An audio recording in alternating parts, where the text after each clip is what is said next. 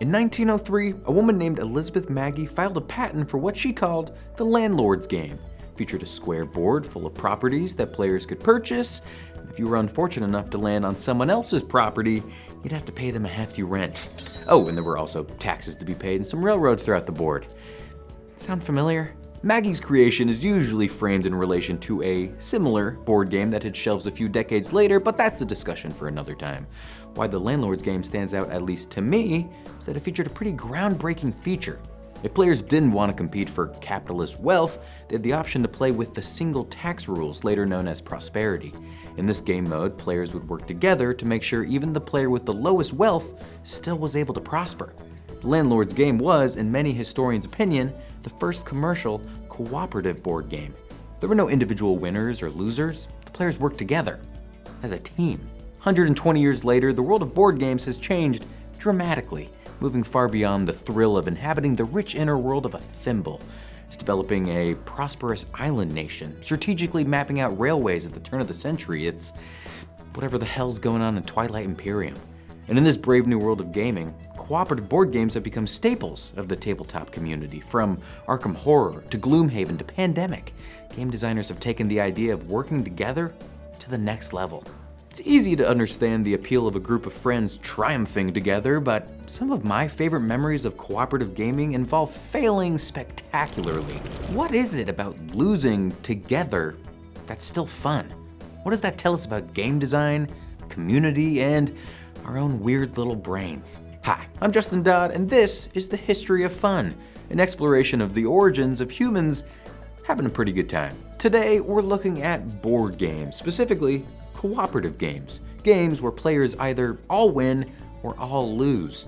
The only opponent is the game itself.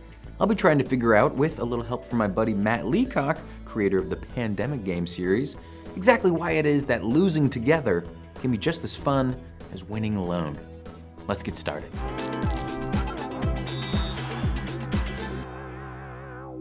Let's talk a bit about board games. Now, just so you know, I'm a big board game nerd. My closet is full of dozens of games. I have multiple dedicated board game nights a month. I even taught board game rules professionally for a while. And yeah, that is a real job, Mom. Suffice it to say, I have a deep fascination with humans sitting around a table playing.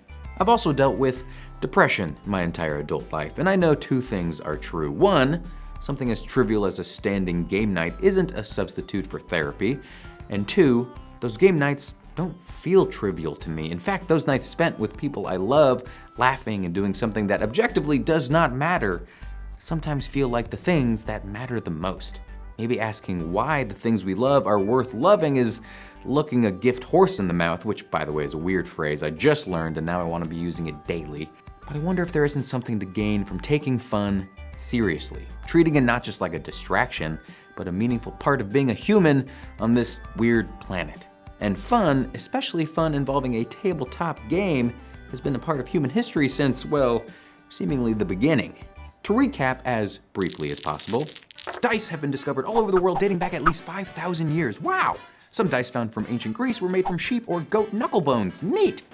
And gross. Ancient Egypt got in on the fun with a game called Senet. It's a game that was even referred to in the Book of the Dead. Spooky! The royal game of goes back to at least 2650 BCE and is thought to be the oldest still played board game in existence. In the 90s, anthropologists found that a small number of people from India recalled playing a very similar game. That's basically one idea that led to thousands of years of fun.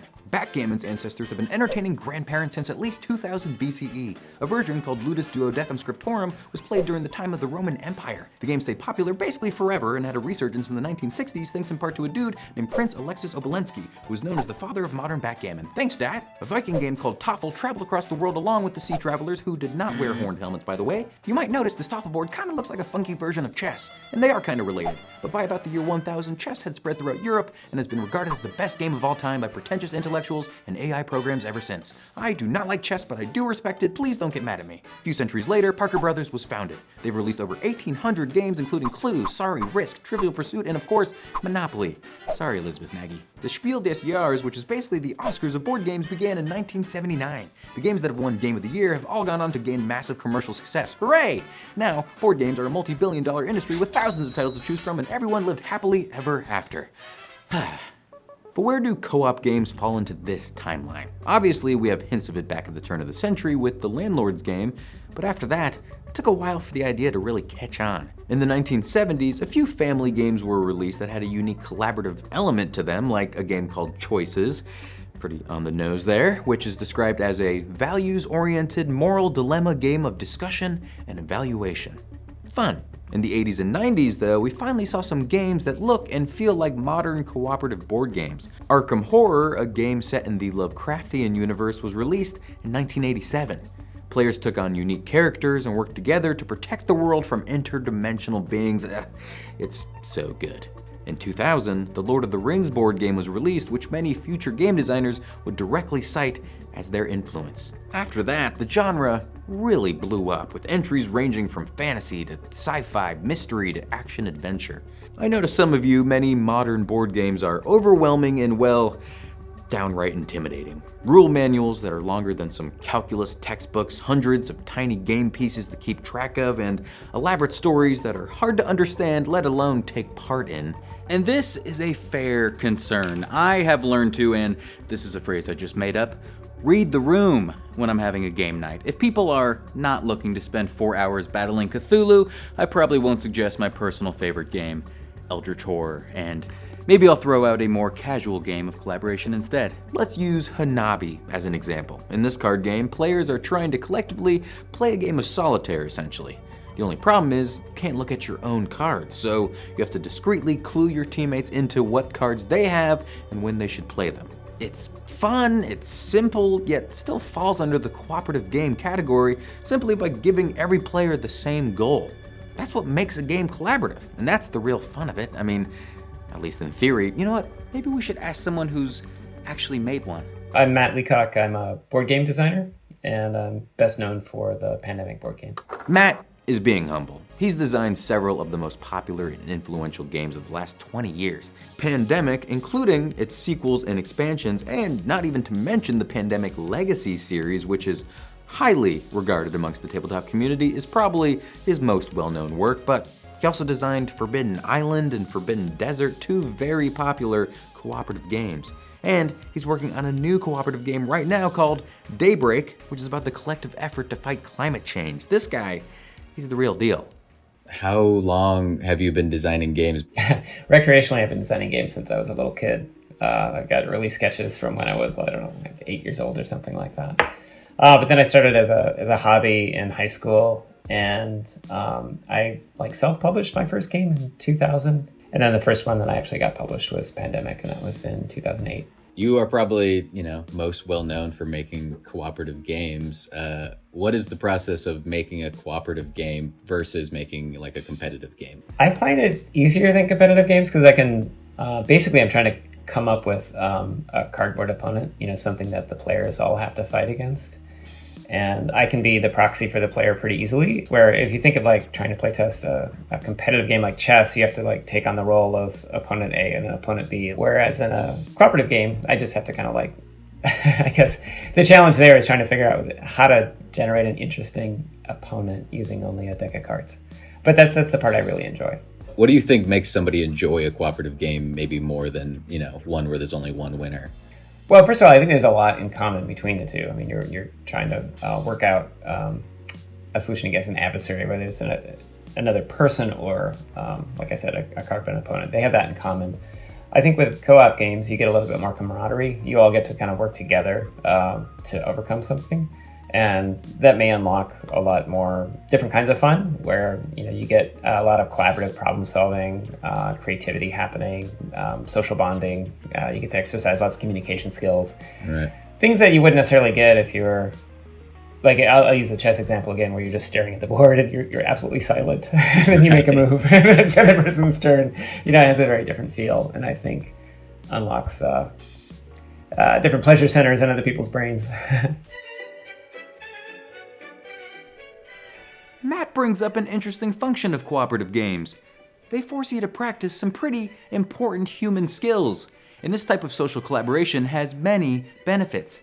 One study involving subjects playing Pictionary together showed statistically significant similarities in brain activity and collaborating, and that similar brain activity often correlates with increased effectiveness at a task. You're simply better when you're working together. An article by Larry Chow, managing director of an international leadership consulting firm, discussed the role that oxytocin plays in collaboration. Though oxytocin is often referred to as the love hormone, that is a bit of an oversimplification. Its exact role is still being debated among scientists, but it's often thought to facilitate human interactions. Chow offered 8 leadership behaviors that can increase oxytocin and therefore better cohesion in a team. And let me tell you, all 8 of them map perfectly onto a cooperative board game. Defining roles, sharing information, building relationships. I mean, come on, we're describing Spirit Island right now.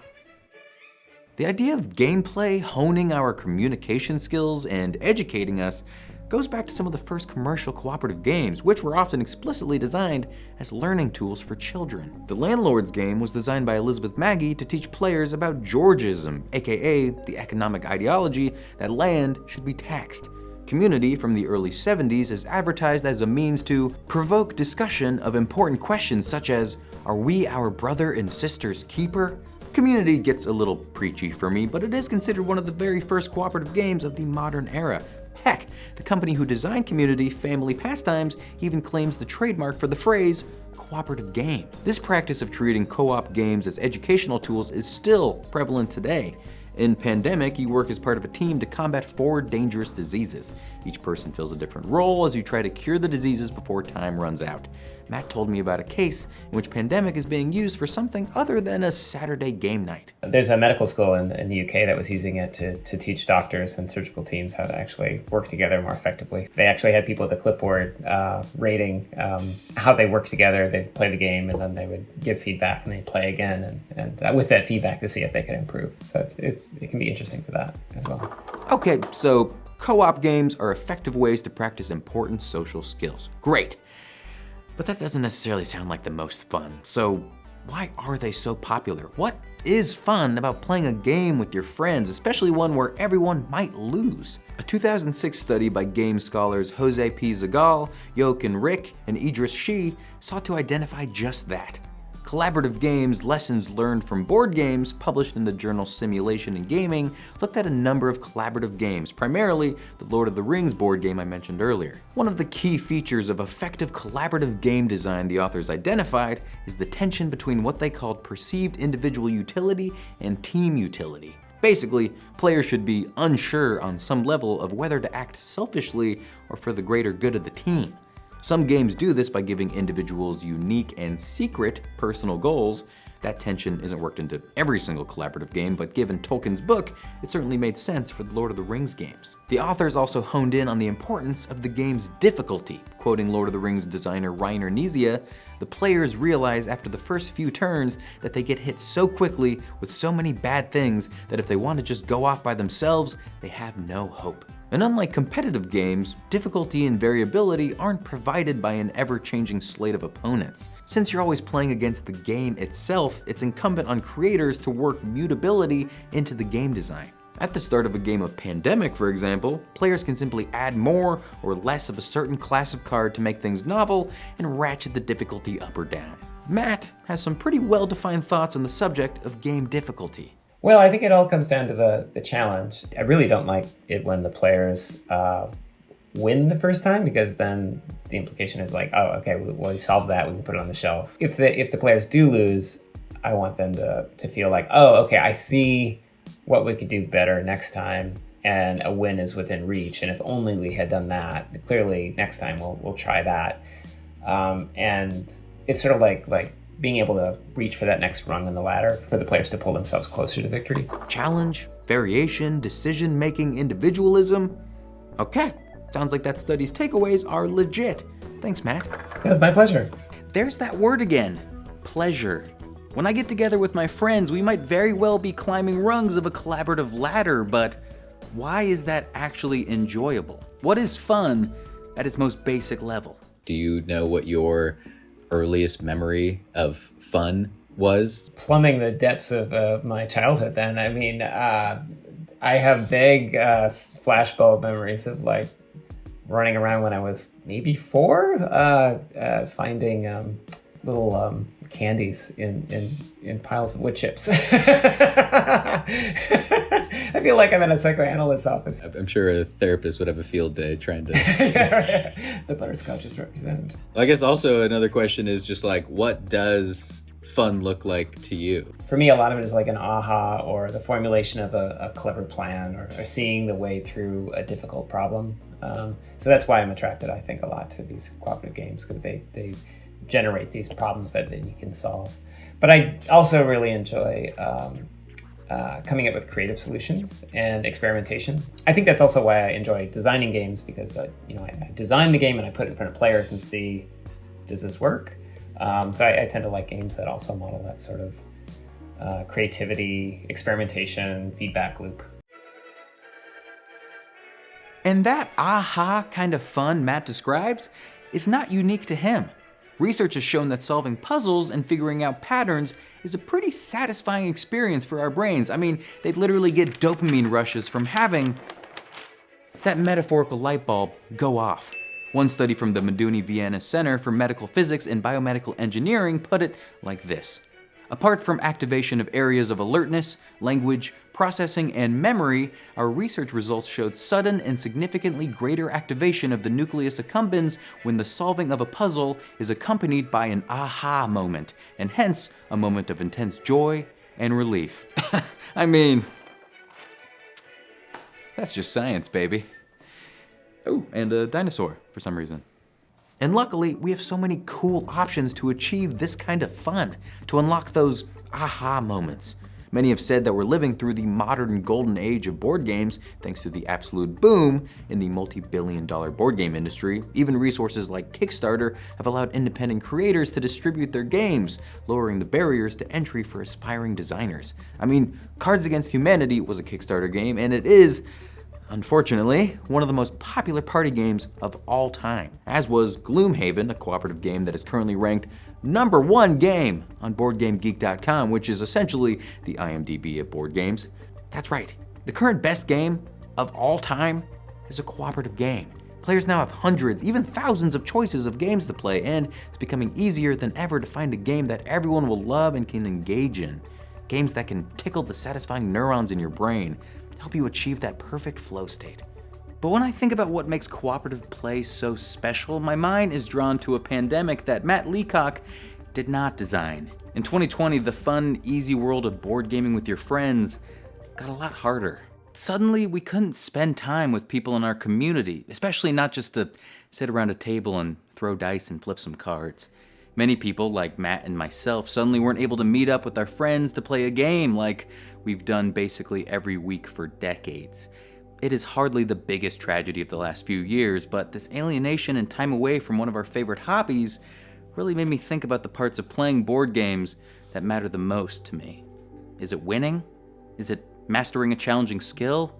Is it collaboration? Boy, when we got back together in person, it was just such a nice thing. It's amazing. And it also kind of showcases that these board games are really excuses to get across the table with people in many cases. You can't just necessarily swap in a video game for it. It's not a direct replacement, because the board game kind of sets the context for all these nice in-person social interactions. On some level, board games are really just a reason to sit around a table with your friends. But even if the activity is just the bonus, we're not choosing that activity arbitrarily. We choose to play a game that makes us feel something, even if that results in losing together. In fact, losing is fun. A group of researchers published a study in 2014 called Enjoying the Possibility of Defeat, which showed that people actually prefer really close games to easily won ones. To be excited about the challenge and to test your own limits is exciting, even if you lose. It's a lot more exciting than easily winning a game of one-on-one basketball against a 6-year-old, and to test your own limits along with your friends is even better. But losing can also be hard. It can affect your feeling of status, which is apparently a very important thing to human beings, as David Rock talks about in his newest book, Your Brain at Work. If our status is elevated from something like a promotion, increased social popularity, or a competitive win, our brains show higher levels of dopamine and serotonin and lower levels of cortisol, the stress hormone. But losing can dramatically affect this. Heck, it's even been shown that winners, Nobel Prize winners, Academy Award winners, etc., live longer than their losing counterparts. But when you're playing on a team, and there really is no opponent besides some pieces of cardboard on the other end of the table, the negative stakes kind of dissipate. It's no longer about proving your worth or your status. It's simply about trying to solve a problem collaboratively with your friends. It seems in some ways that cooperative games create a kind of perfect middle ground for fun. Players can really strive for something, push their limits, all while sitting on the edge of their seats, but in a venue that is perhaps less caught up in status and more focused on enjoying the journey, win or lose. Thanks for watching this first episode of History of Fun. We're really excited to explore all the different ways humans have entertained themselves since the dawn of time. If you have any topics you'd like for us to check out in a future episode, leave them below in the comments. And I'd love to hear about your favorite game to lose, whether it's an impossible Final Fantasy boss or a board game that I personally really need to check out. Until next time, don't forget to roll for initiative and watch out for Cthulhu lurking in the water. See you soon.